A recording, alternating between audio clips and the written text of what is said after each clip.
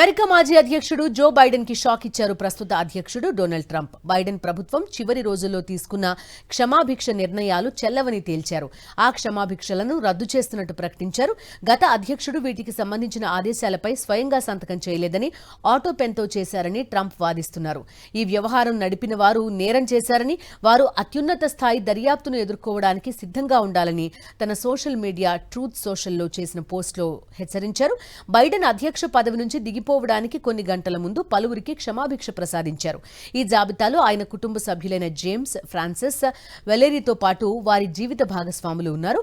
Biden తన కుమారుడు హంటర్కు కూడా క్షమాభిక్షను ప్రసాదించారు. అమెరికా మాజీ అధ్యక్షుడు జో బైడెన్ కి షాక్ ఇచ్చారు ప్రస్తుత అధ్యక్షుడు డొనాల్డ్ ట్రంప్. బైడెన్ ప్రభుత్వం చివరి రోజుల్లో తీసుకున్న క్షమాభిక్ష నిర్ణయాలు చెల్లవని తేల్చారు. ఆ క్షమాభిక్షలను రద్దు చేస్తున్నట్టు ప్రకటించారు. గత అధ్యక్షుడు వీటికి సంబంధించిన ఆదేశాలపై స్వయంగా సంతకం చేయలేదని, ఆటో పెన్తో చేశారని ట్రంప్ వాదిస్తున్నారు. ఈ వ్యవహారం నడిపిన వారు నేరం చేశారని, వారు అత్యున్నత స్థాయి దర్యాప్తును ఎదుర్కోవడానికి సిద్ధంగా ఉండాలని తన సోషల్ మీడియా ట్రూత్ సోషల్లో చేసిన పోస్టులో హెచ్చరించారు. బైడెన్ అధ్యక్ష పదవి నుంచి దిగిపోవడానికి కొన్ని గంటల ముందు పలువురికి క్షమాభిక్ష ప్రసాదించారు. ఈ జాబితాలో ఆయన కుటుంబ సభ్యులైన జేమ్స్, ఫ్రాన్సిస్, వెలెరీతో పాటు వారి జీవిత భాగస్వాములు ఉన్నారు. బైడెన్ తన కుమారుడు హంటర్కు కూడా క్షమాభిక్షను ప్రసాదించారు.